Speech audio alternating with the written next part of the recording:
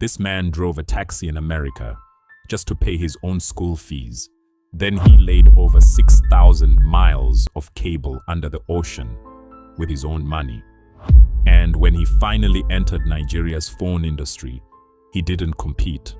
He crashed the price of every SIM card in the country overnight. This is how Mike Adenuga built one of Africa's most private, multi-billion-dollar empires, and almost nobody's ever heard him speak. So Adenuga was born in Ibadan back in 1953. His dad was a school teacher. His mom sold goods in the market. Nothing handed to him. He eventually made his way to the United States for school, picked up degrees in business. But here's the part people skip past too fast. He was paying his own way.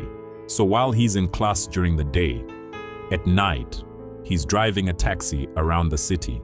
Not glamorous, not some inspiring montage, just a guy grinding through both jobs because there was no other option. He finishes school, heads back home to Nigeria, and instead of looking for a job, he starts selling. Lace fabric, soft drinks, whatever moved. He's out in the market, hustling, buying stock, reselling at a margin. Nothing complicated, just grinding the basics. By the time he's 26, he's already made his first million. That's genuinely fast for someone starting from nothing. But Adenuga doesn't stop there. He starts pushing into oil trading, then oil exploration. And by the time the 1990s roll around, he's already sitting on a serious private fortune. Most people outside Nigeria have never even heard his name, which honestly is exactly how he likes it. In 1999, Nigeria opens up its telecom sector, and Adenuga gets one of the very first conditional licenses to operate a mobile network. At the time, there's basically 2 players in the whole country, and a SIM card costs the equivalent of almost $200. $200 just to get a SIM card. Most regular Nigerians simply couldn't afford a phone line. In 2003, Adenuga launches Globacom, and instead of matching the market, he undercuts it hard. SIM prices crash almost overnight, and suddenly, mobile phones aren't a luxury item anymore. They're something an ordinary person could actually afford.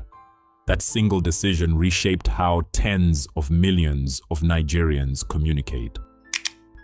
Here's the part that barely anyone talks about, though. Adenuga didn't stop at towers and SIM cards.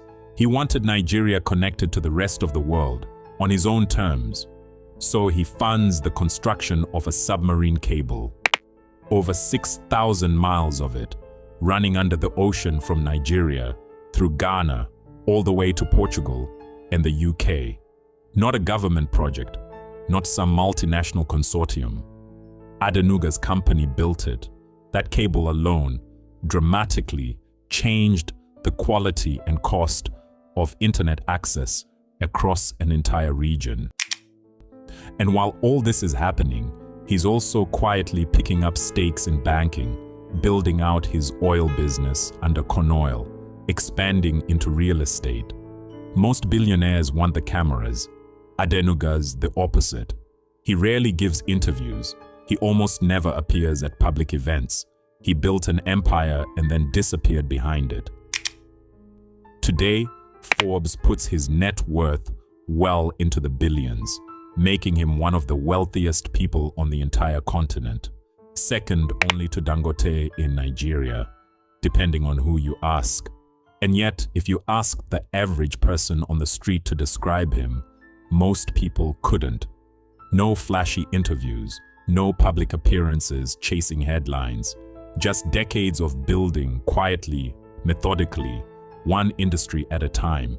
Taxi driving to pay tuition, market trading to build capital, oil to build a real fortune, telecom to build a legacy, and a cable under the ocean just to make sure nobody could ever say it wasn't built to last.